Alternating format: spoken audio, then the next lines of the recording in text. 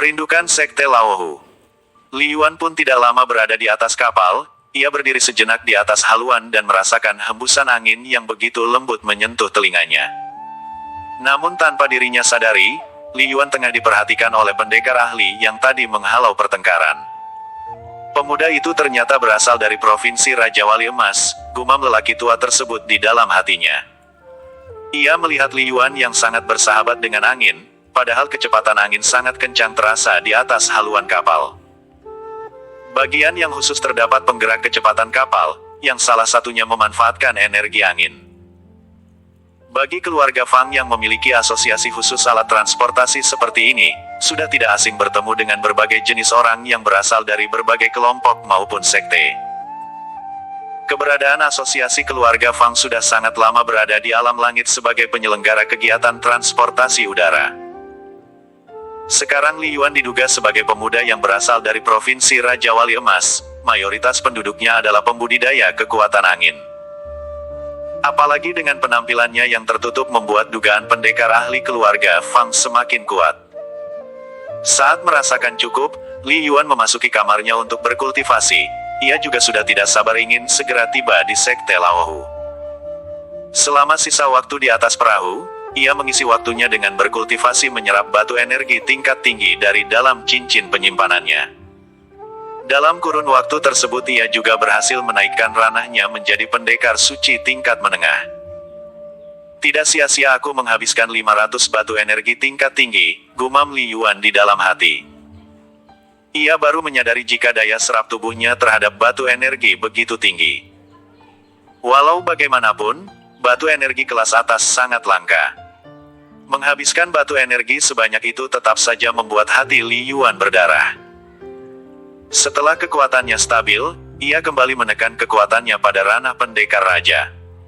Siapa yang baru saja menerobos? Tanya pendekar ahli keluarga Fang dalam hati. Selama beberapa saat ia merasakan adanya gangguan pergerakan perahu terbang. Seperti melewati gumpalan awan yang berkelanjutan, membuat para penumpang merasa cemas. Bahkan Fang Yin yang tertidur menjadi terbangun karena peristiwa tersebut. Di samping Fang Yin, masih tampak seorang pelayan wanita yang masih setia menjaganya. Apa yang terjadi? Tanya Fang Yin bingung. Sepertinya ada gangguan cuaca, jawab pelayan tersebut tampak ragu. Sudah berapa lama aku tertidur di sini? Tanya Fang Yin kepada pelayannya. Hampir 10 jam dari kita memulai perjalanan, jawab pelayan tersebut. Apa yang terjadi? Tanya Fang Yin yang masih sedikit linglung. Kemudian dengan detail pelayan tersebut menceritakan segala hal yang telah terjadi. Wajah Fang Yin memerah saat diceritakan dirinya memeluk seorang pria. Untung saja pria tersebut masih muda dan berwajah rupawan. Hari mulai pagi, saat ini perahu terbang sudah berada di atas langit kota Qinghai dan sebentar lagi akan mendarat. Ratusan penumpang yang ikut menumpang, perlahan mulai menyiapkan barang-barangnya sebelum turun dari perahu. Di dalam kamar khususnya, Li Yuan sudah berada dalam kondisi yang prima, ada rasa kerinduan yang sudah membuncah di dalam hatinya. Sementara di jarak tertentu, Fang Yin juga sudah mulai bersiap. Sekarang ia berada dalam posisi yang sulit, sebetulnya ia tidak ingin kembali pulang ke kediaman ayahnya. Ia tidak mau jika harus dijodohkan dengan Xie Hakyun. Li Yuan akhirnya tiba di kota Qinghai setelah melakukan perjalanan cukup lama. Sinar matahari kota Qinghai yang menghangatkan, berusaha mengusir embun yang bertahta di atas dedaunan. Setelah turun dari perahu terbang, Li Yuan segera melangkahkan kakinya untuk segera menuju ke Sekte Laohu. Tiba-tiba dari arah belakangnya terdengar suara memanggil. Berhenti! Ucap seorang pemuda yang sebelumnya berkonflik dengan Li Yuan di atas perahu terbang. Li Yuan menghentikan langkahnya, ia menoleh ke belakang dan melirik 3 orang lelaki yang sedang membuntutinya. Di hadapan Li Yuan berdiri Xie Hakyun yang diapit oleh 2 orang lelaki menggunakan jubah putih dengan senyuman meremehkan. Li Yuan tidak merespon, ia hanya menunggu apa yang diinginkan oleh pihak lawan. Li Yuan tidak mencari musuh, namun jika menemuinya ia juga takkan menghindar. Di hadapan Li Yuan berdiri Xie Hakyun yang diapit oleh 2 orang lelaki menggunakan jubah putih dengan senyuman meremehkan.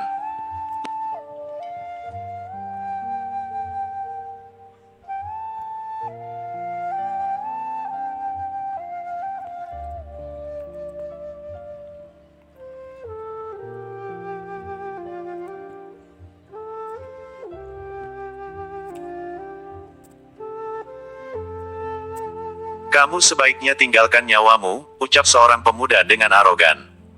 Dia adalah Xie Hak yang sempat beradu argumen di atas kapal terbang sebelumnya.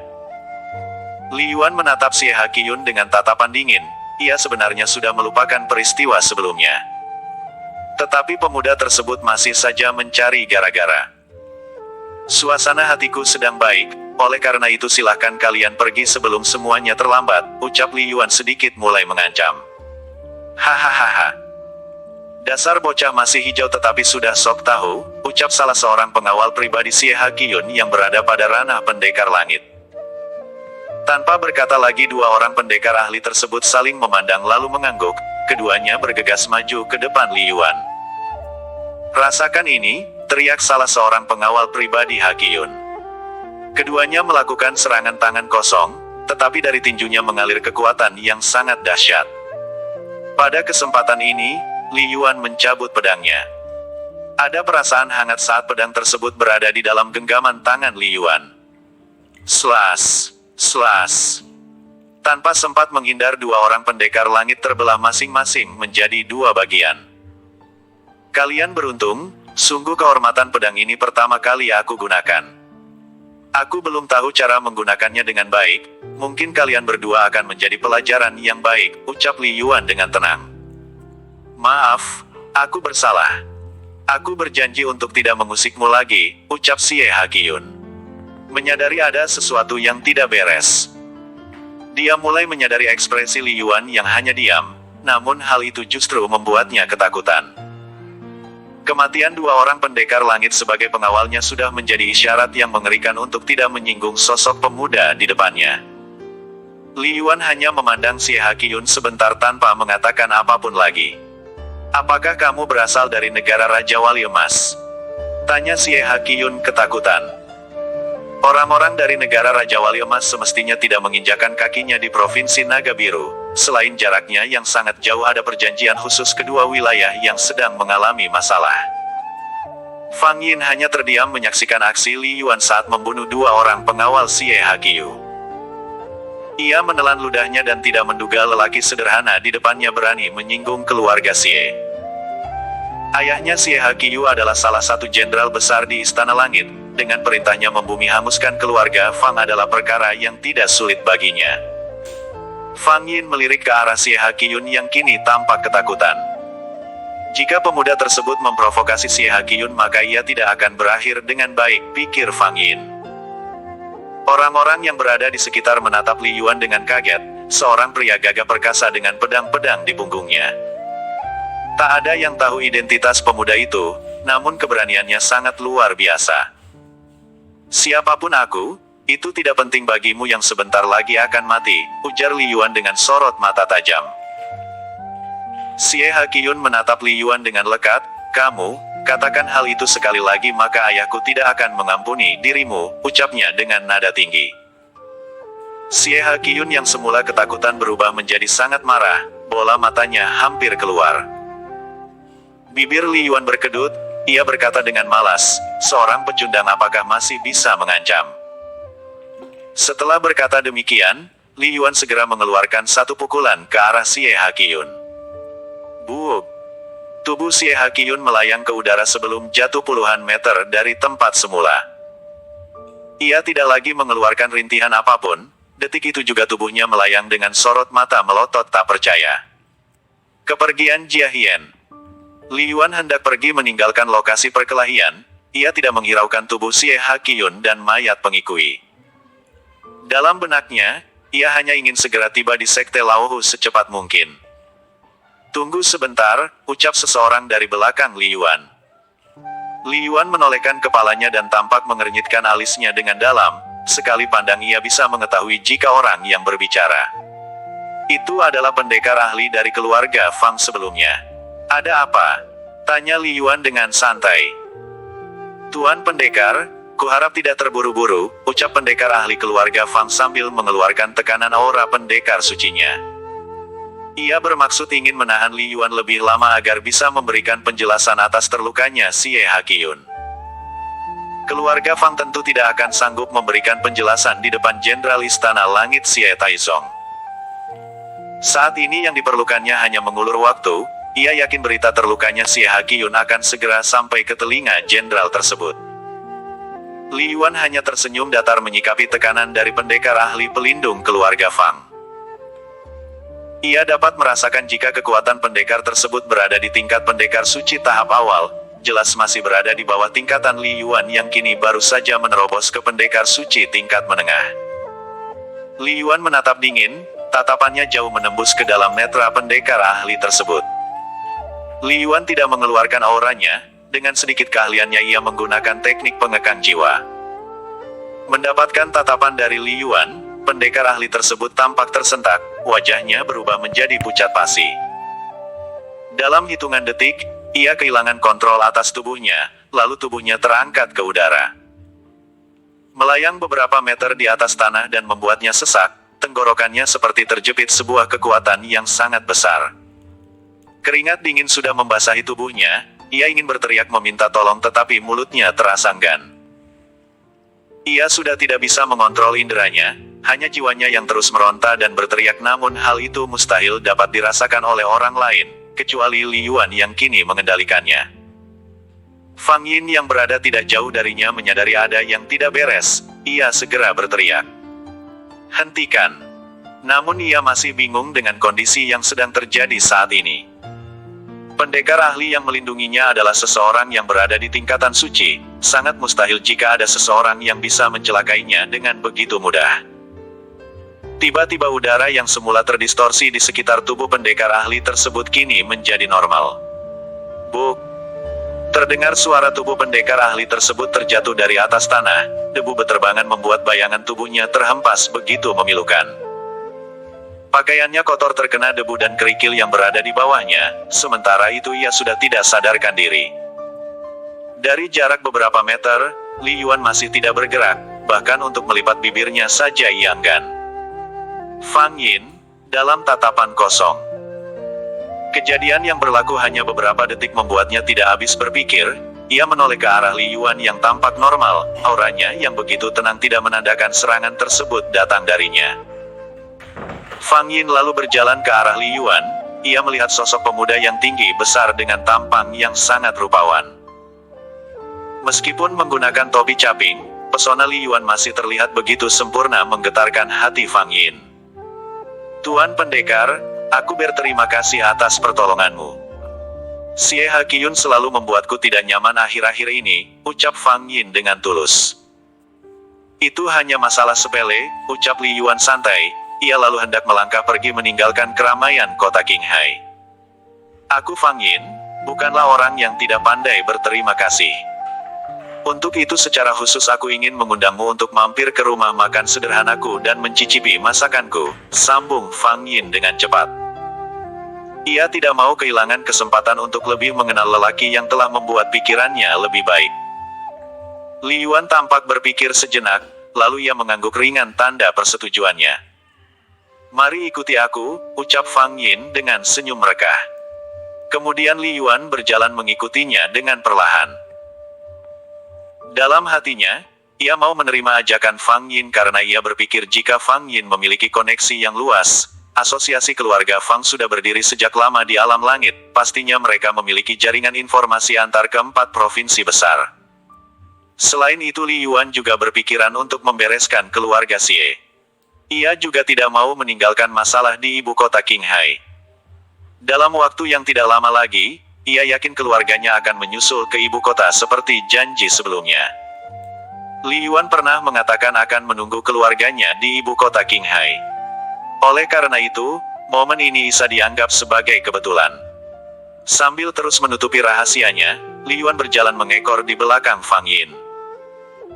Di belakangnya tampak beberapa orang pengawal Fang Yin yang lain tampak memapah tubuh pendekar ahli keluarga Fang. Tubuhnya terlihat lemah tak berdaya sesekali dari mulutnya meracau kata-kata yang tidak jelas.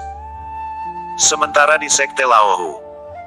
Pagi ini, setelah sebelumnya menyatakan kesediaannya menjadi istri dari Kaisar Langit Jia Hian segera diboyong ke istana bersama Kepala Kasim. Ia dilepas dengan begitu meriah. Bahkan ketua sekte dan beberapa tetua lainnya ikut mendukung keputusan Jia Hian. Hanya orang-orang dari paviliun tetua Baozi yang tidak ikut bergabung. Secara emosional mereka masih menganggap keberadaan Li Yuan.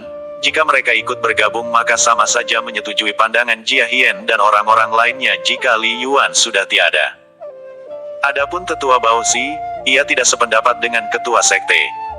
Hanya saja sebagai kakak, ia tidak mau menimbulkan kekisruhan di internal sekte.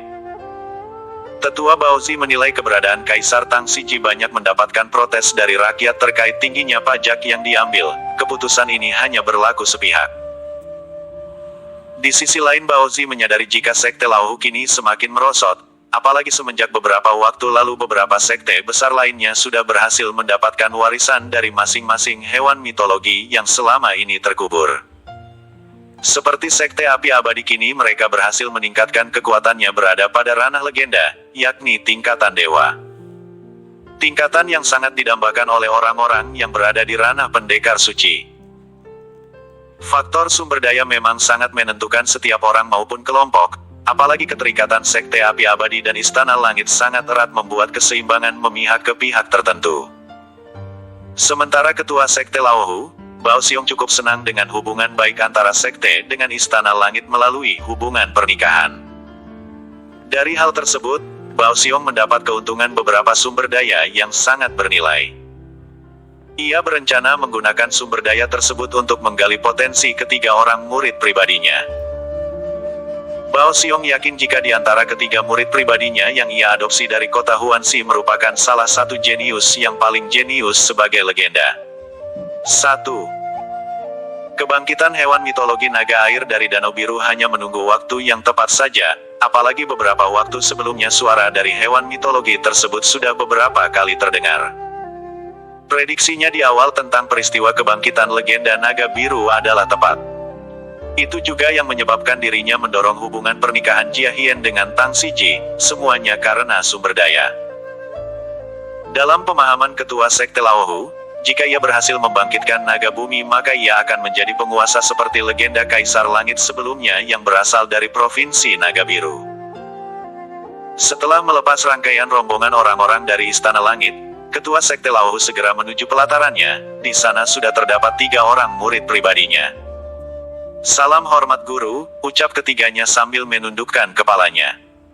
Tanpa menjawab salam mereka, Bao Xiong segera mengeluarkan 3 buah kristal berwarna kecoklatan. Kalian segera melakukan kultivasi tertutup, tingkatkan kekuatan kalian. Jangan sampai mengecewakanku, ucap Bao Xiong dengan tatapan serius. Baik guru, ucap ketiganya dengan serius pula. Ketiga murid yang berasal dari klan Liu tersebut terlihat sangat senang, pandangan matanya tampak berbinar melihat 3 buah kristal yang masih berada di tangan gurunya. Ini adalah kristal elemen tanah yang sangat langka, kekuatannya tentu sangat luar biasa, ujar ketua sekte sambil menyerahkan kristal tersebut kepada masing-masing muridnya. Mereka adalah Liu Ximin, Liu Xin dan Liu Bin. Saat ini kekuatan ketiganya berada di bawah Li Tong murid tetua Baozi, namun dengan bantuan kristal elemen ini pastinya kekuatan mereka akan meningkat sangat pesat. Hingga tiba gilirannya, salah satu dari mereka akan membawa kejayaan sekte Laohu di kemudian hari. Identitas Li Yuan. Saat ini, di paviliun tetua Jiafu ada ruangan pribadi yang tampak lengang.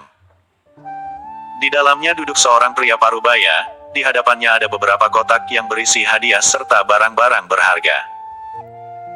Jiafu hanya tersenyum datar memandang barang-barang yang berada di depannya, itu semua adalah mahar dari Kaisar Langit sebagai mahar putrinya.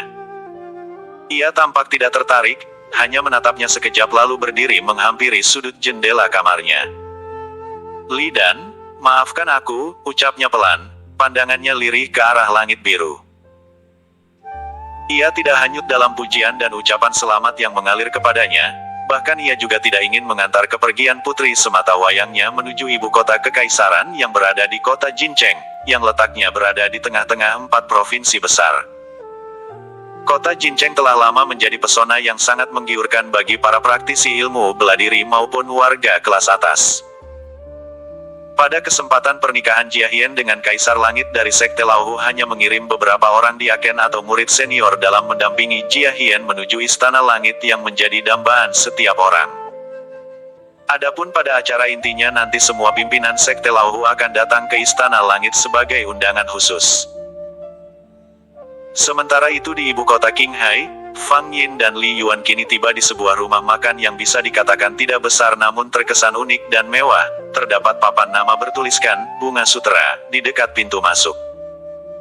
Bangunan tersebut hanya 2 lantai, namun ada begitu banyak antrian orang-orang yang hendak mencicipi makanan di rumah makan ini. Ada yang khas dari rumah makan ini, yakni setiap seminggu sekali akan ada menu khusus yang dimasak dan disajikan secara langsung oleh pemilik restoran, yakni Fang Yin.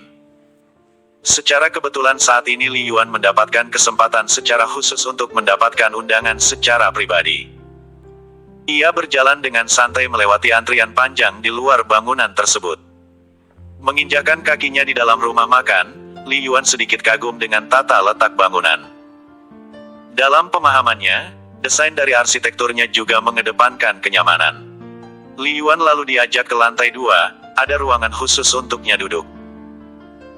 "Mohon tunggu sebentar, aku akan menyiapkan segala sesuatunya untukmu," ucap Fang Yin sambil bergegas ke dapur untuk mulai memasak. Perlu diketahui, setiap masakan yang dihidangkan olehnya akan bernilai lebih dari harga biasanya di hari normal. Harga yang berlaku adalah seperti sistem lelang, siapa yang berani membayar lebih tinggi maka ia berhak mendapatkan masakan dari Nona Fang Yin. Kebanyakan pelanggannya adalah para tuan muda dari keluarga besar di kota Qinghai, bahkan tidak sedikit mereka yang berasal dari ibu kota kekaisaran. Mereka semua terpesona dengan kecantikan Fang Yin, selain anggun mempesona ia juga memiliki postur tubuh semampai yang sangat diidolakan oleh para lelaki. Wajar saja jika Xie Hakyun sebelumnya sangat tergoda oleh Fang Yin, sebagai putra seorang petinggi istana langit ia kerap mengabaikan kaidah masyarakat. Hal tersebut sangat tidak disukai oleh Fang Yin yang sangat sederhana, meskipun ia putri dari penguasa kota Qinghai dan orang yang memiliki harta berlimpah, ia lebih menyukai berbisnis dengan membuka rumah makan. Tidak beberapa lama Li Yuan menunggu, ia sudah mendapatkan makanannya. Menu yang disajikan tampak tidak asing, sebagai orang yang lahir dan besar di desa Bambu Kuning ia tentu saja mengenal baik makanan yang kini berada di atas meja makan. "Silahkan dimakan," ucap Fang Yin dengan sopan, ada sekilas senyum yang terpampang dengan indah di wajah cantiknya. "Terima kasih," sahut Li Yuan yang mengabaikan keindahan yang saat ini terlukis di wajah wanita tersebut. Fang Yin sedikit kecewa mendapati reaksi Li Yuan yang terkesan acuh. Baru kali ini ia mendapati pria yang mengabaikan dirinya, seolah ia bukanlah wanita yang selama ini dikagumi oleh banyak pria. Li Yuan menatap semangkuk kembang tahu yang disajikan secara berbeda, ia mengambil sendok lalu mencicipinya secara perlahan. Dalam ingatannya, ini adalah makanan kesukaannya yang sering kali disajikan oleh ibunya sejak ia kecil. "Bagaimana rasanya?" tanya Fang Yin penuh semangat. Itu adalah menu andalannya yang memang secara pribadi ia pelajari di desa Bambu Kuning. Kurasa teksturnya sedikit kasar.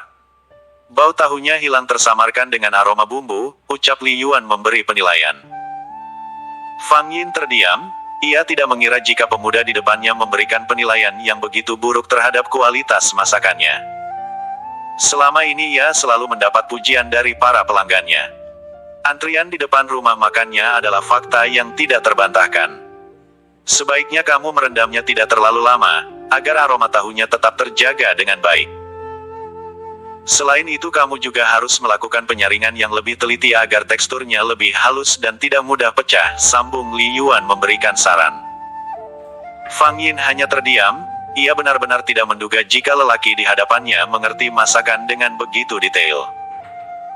Biasanya seorang pendekar tidak memahami masakan secara detail, asal enak dan nikmat itu sudah cukup. "Terima kasih atas sarannya Tuan Pendekar, kedepannya aku akan melakukan perbaikan," ucap Fang Yin dengan wajah yang sedikit gelap. "Ngomong-ngomong aku belum mengetahui nama Tuan Pendekar," lanjut Fang Yin mencoba lebih akrab. Li Yuan sedikit bingung dengan hal ini, saat ini ia sedang menyamar. Lalu ia berkata, "Kamu bisa memanggilku Pendekar Pedang 3 Elemen," ucap Li Yuan sambil menurunkan pedangnya yang menggantung di punggungnya. "Pendekar Pedang 3 Elemen?" tanya Fang Yin sambil mengerutkan dahinya. "Ya," ucap Li Yuan singkat. Di atas meja kini tergeletak pedang panjang, dibungkus dengan sarung warna kemasan. Pedang tersebut mengeluarkan aura pedang yang sangat tajam. Di depannya, Fang Yin tidak bisa berkata apa-apa. Matanya menyapu pedang panjang tersebut, dari ujung hingga gagang pedang. Pandangannya tertuju pada pangkal sarung pedang, ada lambang kuno yang mengartikan bahwa pedang tersebut bernama pedang 3 elemen. Fang Yin tidak terlalu paham tentang pedang, ia hanya mengangguk sebentar lalu berkata, "Kedepannya jika aku ingin bertemu denganmu bagaimana caranya?" Tanya Fang Yin yang kini mulai tertarik dengan Li Yuan.